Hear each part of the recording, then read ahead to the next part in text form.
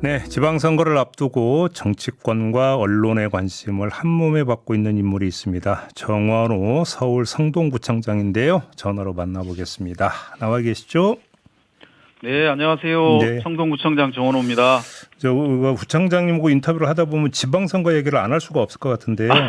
네네. 혹시라도 뭐 선거법에 저촉되는 내용이 있을까 봐 제가 미리 말씀을 드리는데 알아서 답변 주시기 바랍니다. 저는 네네. 그냥 그러겠습니다. 궁금한 거 그냥 다 여쭤보겠습니다. 네네네. 그러면 단도직입적으로 서울시장에 출마하십니까 안 하십니까? 아, 예, 지금 뭐 거의 뭐 마음의 준비를 좀 하고 있는데요. 네. 다음 주에 예. 저희가 이제 내년도 예산안과 사업계획안을 구의회 심의가 끝납니다. 다음 의결이. 주에. 예, 그거까지는 최선을 다하고요. 네. 그게 이제 잘 되고 나면 이제 심도 깊게 예. 고민해서 판단을 할 생각입니다. 네. 그것까지 끝나고 나서. 네네. 그래요. 저 구청장직을 유지한 상태에서 당내 경선은 치를 수 있는 거죠. 네, 그렇습니다. 내년 3월 4일까지는 네. 할 수 있고요. 예. 이제 출마를 하게 되면 3월 4일 이전에 예. 사퇴를 해야 됩니다. 네. 그 전에. 그러니까 네네. 경선까지는 구청장직을 유지하면서 할 수 있다. 뭘 당의 일정을 좀 보긴 봐야 되겠습니다만. 네, 일단. 경선이 아마 그 이후에 있을 것 같아서요. 네. 예. 그러면 사퇴하고 아마 해야 될 것 같습니다. 그렇게 이제 되겠네요. 국회의원들은 직을 유지하면서 경선할 수 있지만 지자체장들은 그 사퇴를 하고 해야 됩니다. 네. 네. 좀 불리하다고 생각하십니까? 뭐 그게 룰이니까요. 룰은 또 따라야죠. 예. 네.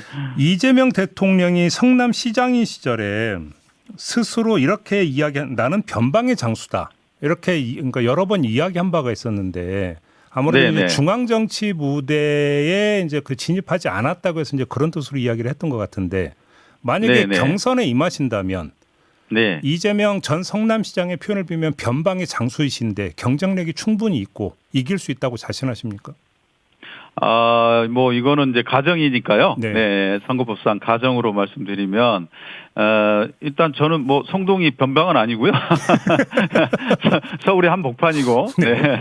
네, 이제 구청장이 시장을 하는 것은 뭐 그렇게 뭐 문제가 될 건 아니다. 네, 그렇게 생각하고 있습니다. 네. 그러면 만약에 서울시장에 출마를 하신다면 서울시장 선거에서 최대의 쟁점이 되는 이슈가 뭐가 돼야 된다고 생각하십니까? 저는 도시의 경쟁력 그리고 시민들의 삶, 삶의 질, 이게 이제 최고의 이슈가 돼야 된다고 생각합니다. 시민들의 삶의 질은 서울 시민들이 삶의 질이 과거에 비해서 좋아졌는지, 그러면 어떻게 하면 좋아질 건지 이런 문제가 이슈가 돼야 된다고 보고요.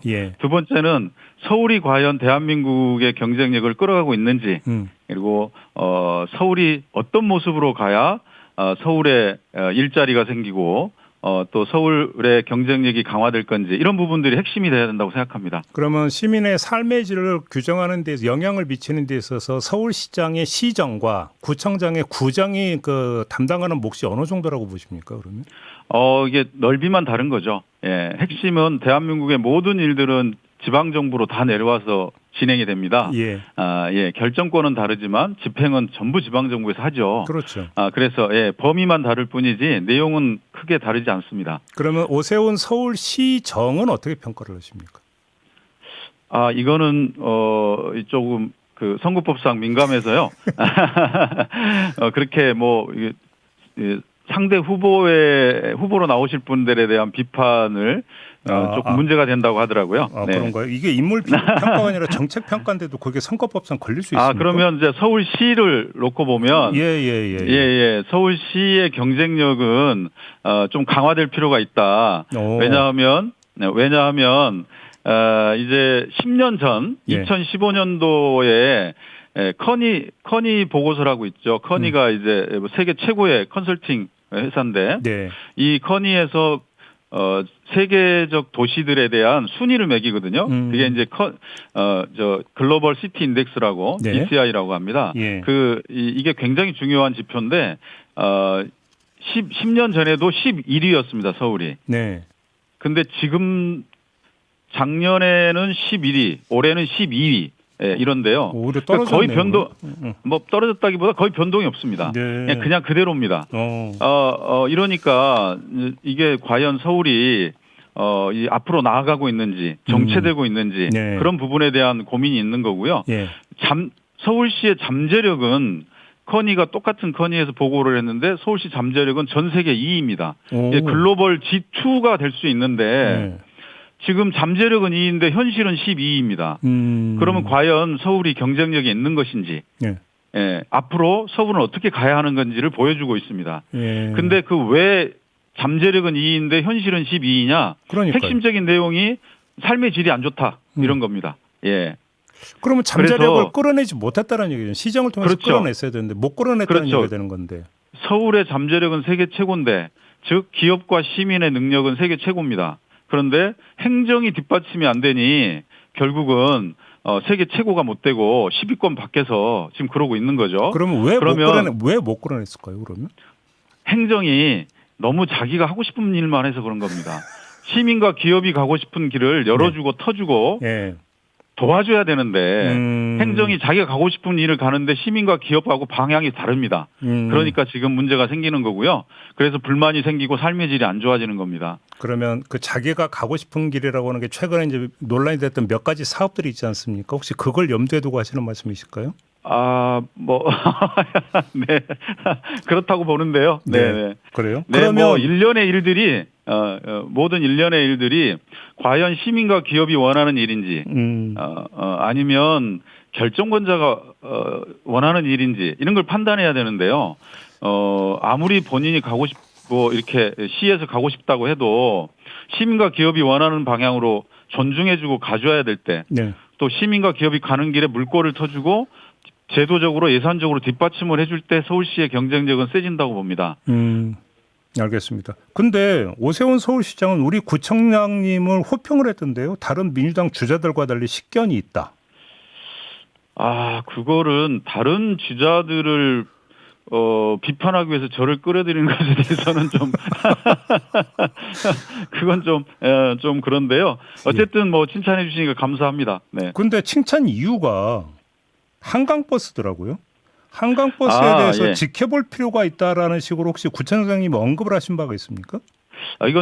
이거는 그야말로 자의적인 취사 선택입니다.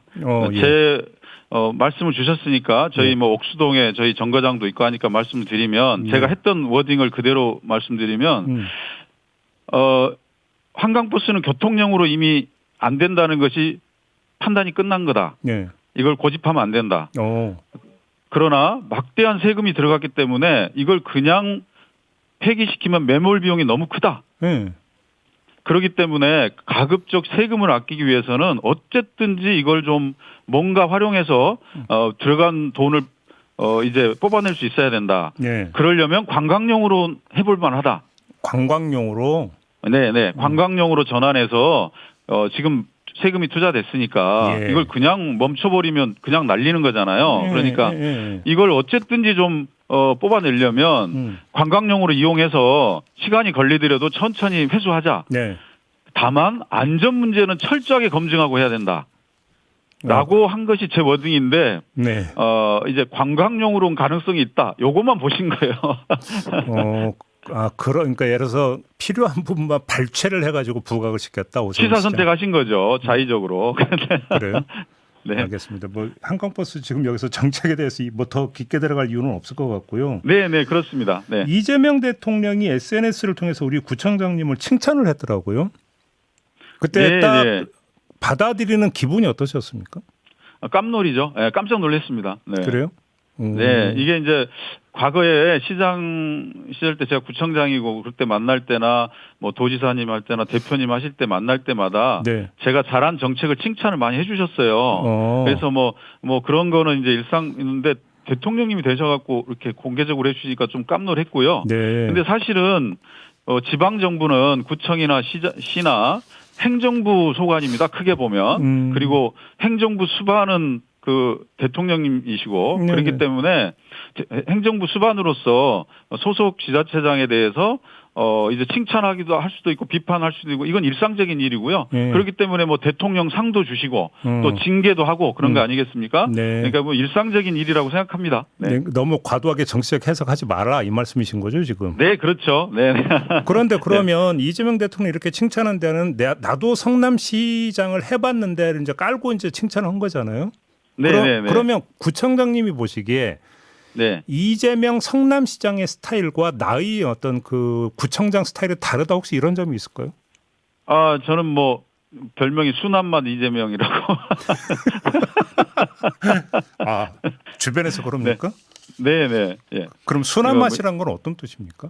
아, 이제 뭐 조금 뭐랄까 정치적 이슈에 무슨 그런 사안들에 대해서 뭐 크게 이렇게 뭐 입장을 발표하거나 그러진 않고 그냥 조용히 일로 승부하는 그런 거에서 뭐 평가하는 것 같습니다. 그래요? 그러게 바로 그 지점인데요. 그러니까 어떤 정치적 메시지나 정치적 행보는 별로 보이시지 않았는데도 최근 들어서 이렇게 세간의 이목이 집중되는 이유가 그럼 어디에 있다고 자평을 하세요?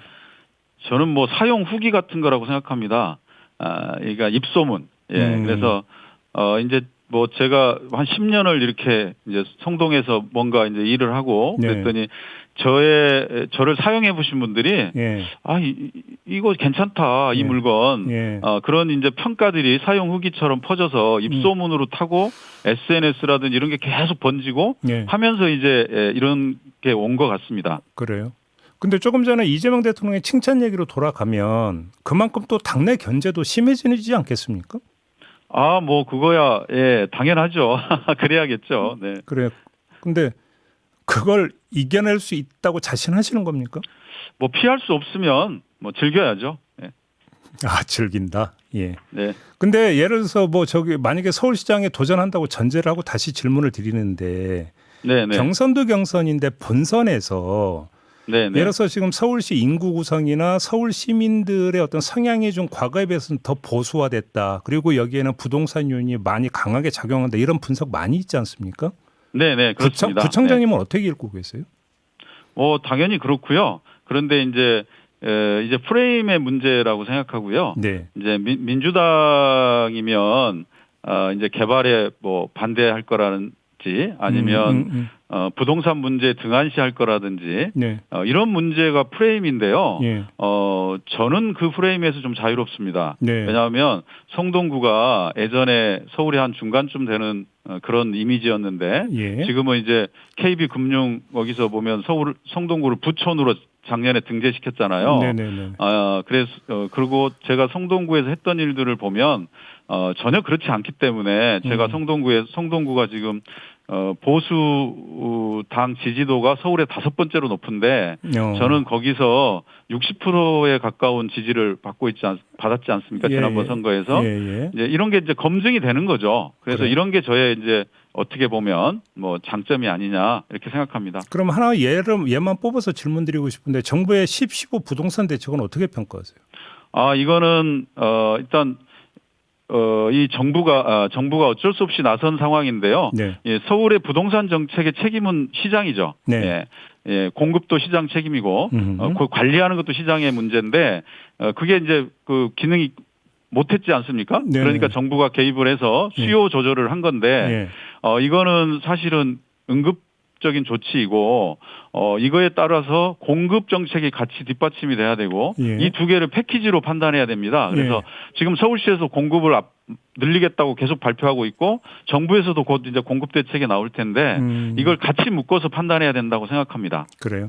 지금 그 구청장님이 성동구청장으로서 구정 평가가 상당히 좋았는데 그 좋았던 그 근거 중에 하나가 젠트리피케이션 방지 조례 이 정책이었거든요.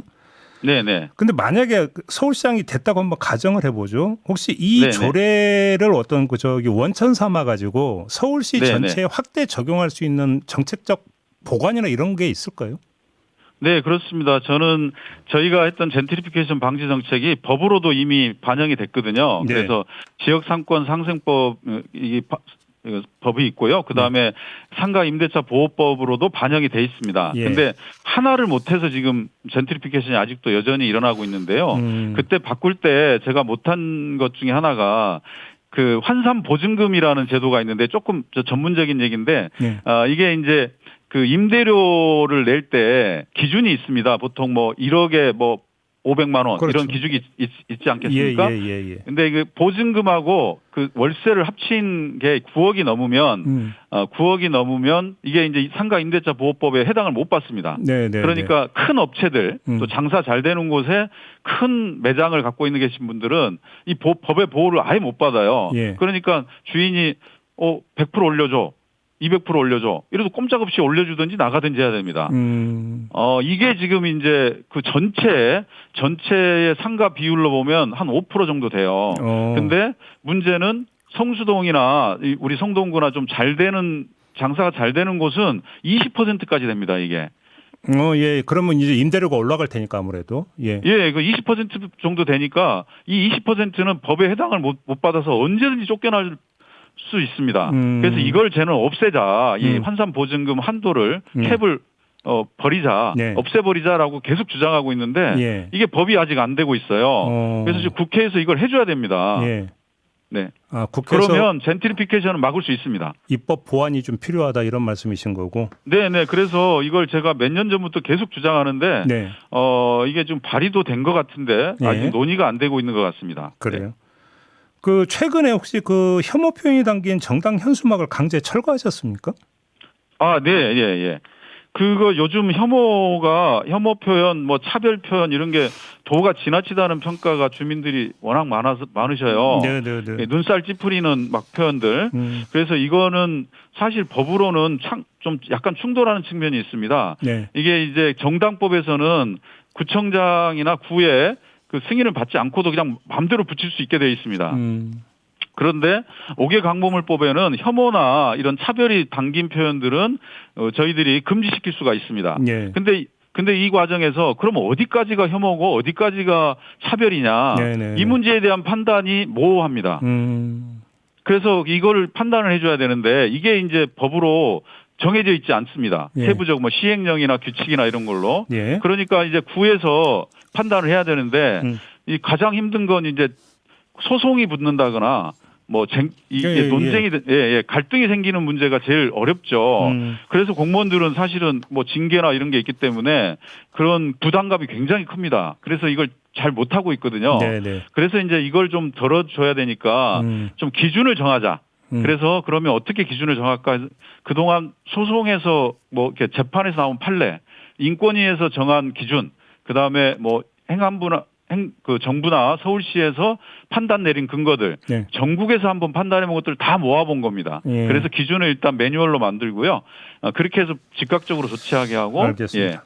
그렇게 이제 조치를 했다는 것이고 마무리하기 전에 그러면 공식 출마 선언 한 다다음 주면 가능도 하겠네요. 그러면? 뭐 출마 선언까지는 아니고요. 하여튼 결심에 대해서는 얘기 드릴 시간이 있을 것 같습니다. 다다음 주쯤에. 예. 네. 알겠습니다. 자, 말씀 여기까지 들을게요. 고맙습니다. 감사합니다. 네, 정원호 서울 성동구청장이었습니다.